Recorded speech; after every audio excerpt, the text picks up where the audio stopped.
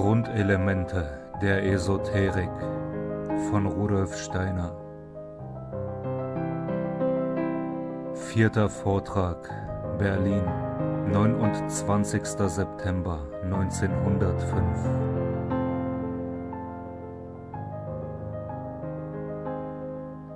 Wir haben von dem Bewusstsein der verschiedenen Naturreiche gesprochen. Die Organe des Menschen haben ein Organbewusstsein. Abnorm findet sich dieses Bewusstsein bei den Idioten. Es ist das astrale Bewusstsein, welches auch nächtliche Insekten, Ameisen, Spinnen usw. besitzen. Ein ganz anders geartetes Bewusstsein treffen wir bei den Bienen an. Wir wollen das Beispiel der Bienen benutzen, um zu zeigen, wie man zu solchen Wahrheiten kommt und sie dann zur Orientierung in der Welt benutzt. Eine okkulte Schulung ist etwas ganz anderes als unsere gewöhnliche Schulung. Sie geht nicht wie diese darauf aus, viel Lehrstoff in den Schüler hineinzupfropfen. In einer strengen okkulten Schulung bekommt der Schüler gar keinen Lehrstoff, sondern einen markigen Satz mit innerer Kraft. So war es auch in früheren Zeiten. Den Satz musste der Schüler meditieren bei vollständiger innerer Windstille. Das hatte die Wirkung, dass er zuletzt innerlich ganz licht, ganz durchleuchtet wurde. Wenn nun der Mensch dazu gelangt ist, sich selbst zu durchschauen, kann er sein Bewusstsein in andere Wesen hinein versenken. Dazu muss man genau den Punkt hinter der Augenmitte erfasst haben, dann von dort das Bewusstsein hinunterführen bis ins Herz. Dann kann man sein Bewusstsein in andere Dinge versetzen. Zum Beispiel kann man dann ergründen, was in einem Ameisenhaufen lebt. Dann kann man auch das Leben in einem Bienenstock wahrnehmen. Dabei stellt sich aber eine Erscheinung ein, die man sonst nicht auf der Erde erlebt. Im Treiben des Bienenstockes erlebt man etwas, was über unser irdisches Dasein hinausgeht, was sonst auf der Erde nicht wieder existiert. Was auf den anderen Planeten vorgeht, kann nicht ausgedacht werden. Man kann zum Beispiel nicht erfahren, was auf der Sonne oder auf der Venus vorgeht, wenn man nicht die Prozedur vornehmen kann, sich in das Leben und Treiben einer Bienengenossenschaft hineinzuversetzen. Die Biene hat nicht den ganzen Evolutionsweg durchgemacht wie wir. Sie ist in ihren Anfängen nicht mit derselben Evolutionskette verknüpft wie die anderen Tiere und die Menschen. Das Bewusstsein des Bienenstockes, nicht der einzelnen Bienen, ist ein ungeheuer hohes. Die Weisheit dieses Bewusstseins wird der Mensch erst im Venusdasein erreichen. Dann wird er das Bewusstsein haben, welches notwendig ist, um aus sich herauszubauen mit einem Stoff, den er aus sich heraus erzeugt. Die Ameisen bauen den Ameisenhaufen aus allem Möglichen zusammen, aber bauen noch keine Zellen. Das Zellenbauen ist auf den höheren Planeten etwas ganz anderes. Man lernt durch das Versetzen des Bewusstseins in den Bienenstock hinein, durch Annahme des Venusbewusstseins etwas ganz anderes, als sonst auf der Erde ist. Man lernt etwas vorausnehmen von dem, was bei unserem Venusdasein eintreten wird, das absolute Zurücktreten des Sexuellen. Bei den Bienen ist das Sexuelle nur der einen Königin zuerteilt. Das karmisch-sexuelle ist fast vollständig ausgeschaltet. Die Drohnen werden getötet. Was sich tatsächlich vollzieht in der späteren Menschheit, haben wir hier vorgebildet, und die Arbeit ist das höchste Prinzip. Man kann nur durch den Impuls des Geistes befähigt werden, sich in den Bienenstaat hineinzuversetzen. Wir wollen nun, um weiterzukommen, den wahren Begriff der Alchemie entwickeln. Noch im 18. Jahrhundert konnte man im Deutschen Reichsanzeiger Artikel über Alchemie lesen. Kortum, der Dichter der Jobsiade, war einer der bedeutendsten Alchemisten des 18. Jahrhunderts. In einigen Artikeln ist damals die Rede von der sogenannten Urmaterie, die mit dem Stein der Weisen zusammengebracht wird. Kortum, der in der Sache tief darinnen stand, sagte damals, Doppelpunkt, den Stein der Weisen suchen ist sehr schwer, aber er ist überall, denn ihr begegnet ihm jeden Tag, kennt ihn sehr gut, habt ihn jeden Tag in der Hand, wisst aber nicht, dass dies der Stein der Weisen ist. Dies ist eine treffende Beschreibung.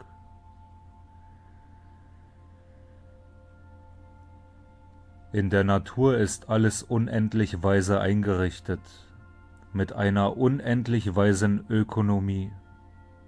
Alle karmisch lebenden Wesen, Tiere und Menschen und alle pranisch lebenden Wesen, Pflanzen, stehen in einer Wechselbeziehung. Wir atmen Sauerstoff ein und Kohlensäure aus. Das tun die Tiere auch. Würde das nun einfach fortdauern, so würde die Luft bald ganz voller Kohlensäure sein. Aber die Pflanzen assimilieren Kohlensäure und atmen Sauerstoff aus. Tiere und Menschen können nicht ohne Pflanzen leben. Nun besteht Kohlensäure aus Kohlenstoff und Sauerstoff. Den Kohlenstoff behalten die Pflanzen in sich, und den Sauerstoff atmen sie aus. Der Mensch dagegen nimmt den Sauerstoff auf und verwandelt ihn durch seinen Lebensprozess, indem er ihn mit dem Kohlenstoff verbindet, zur Kohlensäure. Die Pflanzen bauen aus dem zurückbehaltenen Kohlenstoff ihren Körper auf. In früheren Zeiten sah die Erde anders aus als jetzt. Da wuchsen auch in den hiesigen Gegenden Wälder von riesigen Farnkräutern und Schachtelhalmen. Diese sind untergegangen. Zunächst überzog sich dann die Erde mit einer Torfschicht, die von den Pflanzenleichnamen übrig blieb. Dann verwandelten sich die früheren Wälder aus Farnkräutern und Schachtelhalmen in die riesigen Kohlenlager der Erde. Das Gestein der Erde ist so nach und nach aus dem Pflanzenreich oder aus dem Tierreich entstanden. Wenn man eine Steinkohle anschaut, kann man sich sagen, diese war einstmals Pflanze. Wenn man weiter zurückginge, könnte man auch die Pflanzen finden, aus denen Bergkristalle, Malachit und so weiter entstanden sind.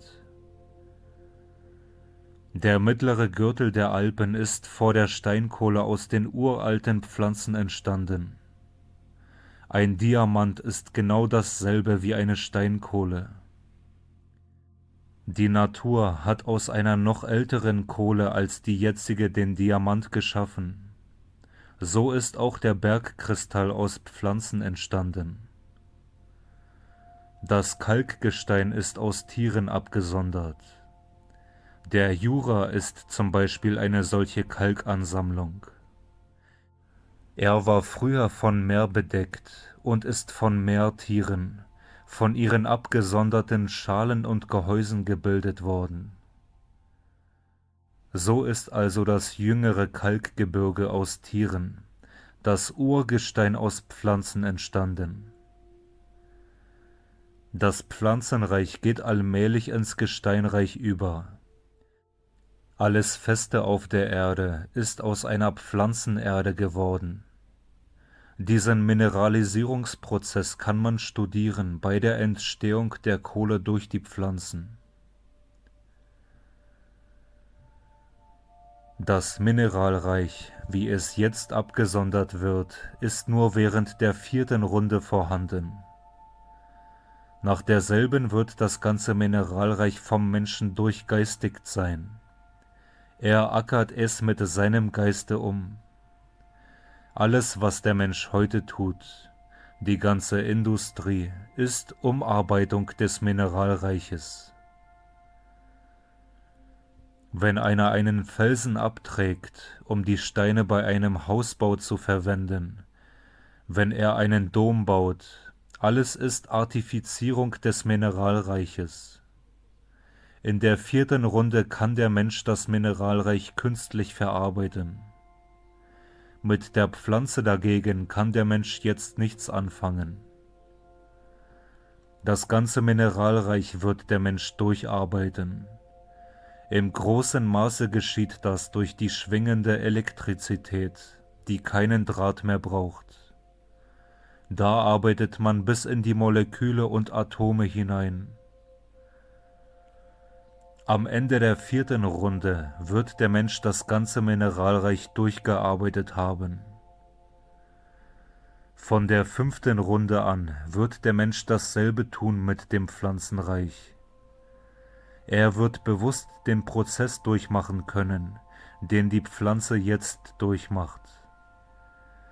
Wie die Pflanze Kohlensäure aufnimmt und aus dem Kohlenstoff den Körper aufbaut, wird der Mensch der 5. Runde auch aus den Stoffen seiner Umgebung sich seinen Körper selbst schaffen. In der 5. Runde wird die Geschlechtlichkeit aufgehört haben. Der Mensch muss dann selbst an seinem Körper arbeiten, ihn selbst herstellen. Denselben Prozess, den Kohlenstoff zu verarbeiten, den die Pflanze jetzt unbewusst durchmacht, wird der Mensch dann bewusst machen.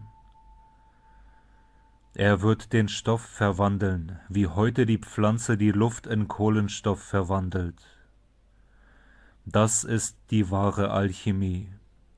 Kohle ist der Stein der Weisen. Der Mann, der im 18. Jahrhundert darauf hindeutete, wies hin auf den Prozess der Umwandlung, den die Pflanzen jetzt vollziehen und der vom Menschen später vollzogen wird.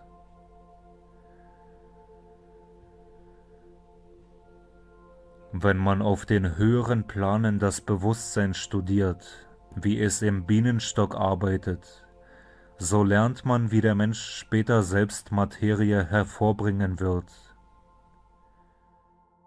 Der Körper des Menschen wird in Zukunft auch aus Kohlenstoff aufgebaut sein. Er wird dann sein wie ein weicher Diamant.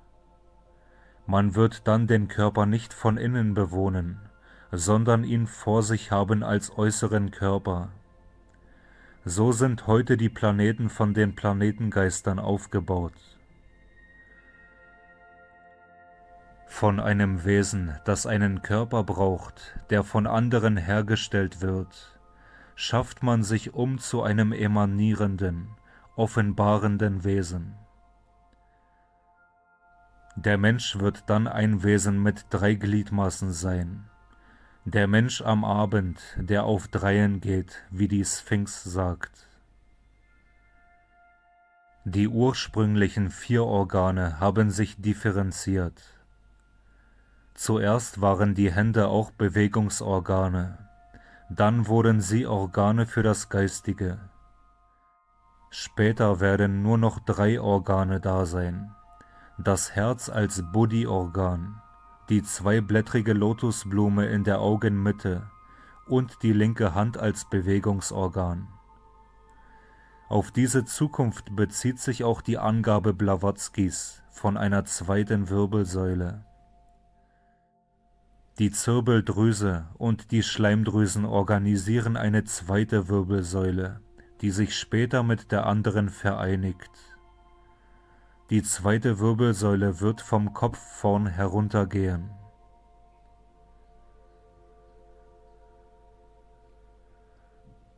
Um solche Leitfäden zu erhalten, muss man das Bewusstsein hineinbringen in eine Wesenheit, die höher steht, als wir jetzt in unserem gewöhnlichen irdischen Entwicklungsverlauf stehen.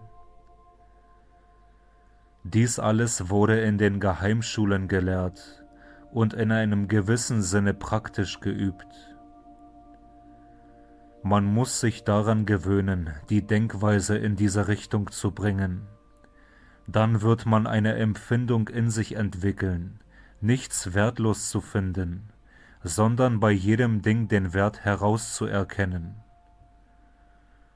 Es gibt nichts in der ganzen Natur, was wir wegdenken könnten, ohne dass die ganze Natur dadurch zerstört würde.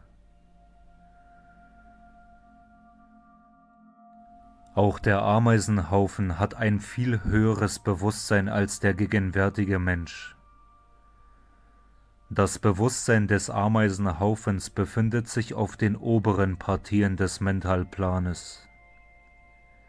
Das Bienenbewusstsein befindet sich dagegen auf den oberen Partien des Buddhi-Planes. Wodurch ist nun das Ameisenbewusstsein hineingekommen in unsere Erde? Das geschah durch Wesen, die höher stehen als wir, die den Prozess schon durchgemacht hatten, sich selbst ihren Körper zu schaffen. Männchen, Weibchen und Arbeiter, die drei Glieder des Ameisenhaufens sind der Körper eines höheren geistigen Wesens. Der Menschengeist kommt allmählich auch dahin, sich in drei Teile zu spalten. Wille, Gefühl und Denken werden beim Geheimschüler getrennt.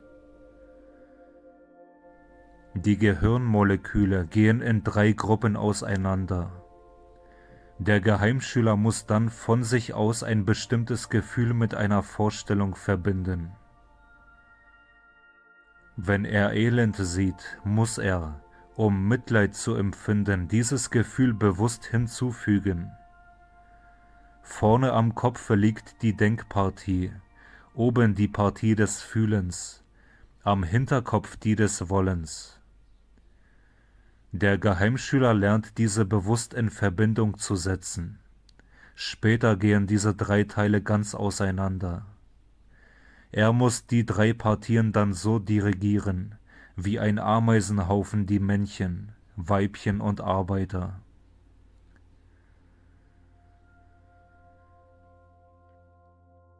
Nun kann man fragen, warum höhere Wesen sich manifestieren in einem Ameisenhaufen. Aber wenn die Ameisensäure nicht erzeugt würde, so würde die ganze Erde anders sein. Die vorausschauende Weisheit höherer Intelligenzen gehörte dazu, den Moment vorauszusehen, wann die Ameisensäure in die Erde hineinkommen musste. So kann man die ganze Erde umfassen mit dem Bewusstsein, so dass man weiß und erkennt, was da drinnen lebt und ist. So war es bei Paracelsus, der sich danach seine Vorstellungen bildete, wie die Dinge als Heilmittel verwendet werden können, weil er wusste, in welchen Beziehungen sie zum Menschen und seinen Organen standen. So hängt tatsächlich digitales Purpurea mit dem Herzen zusammen und kann daher immer noch mit Recht dafür verwendet werden. Jetzt sucht man nach neuen Heilmitteln durch Experimentieren, indem man ihre Wirkungen an einer Anzahl Menschen ausprobiert. Damals suchte man Heilmittel durch Intuition, weil man die inneren Zusammenhänge beobachtete. Die so gefundenen Heilmittel behalten immer ihre Wirkung. während sich bei den anderen gewöhnlich im Laufe der Zeit Nachteile zeigen, die bei der ersten Beobachtung dem Experimentierenden entgangen sind.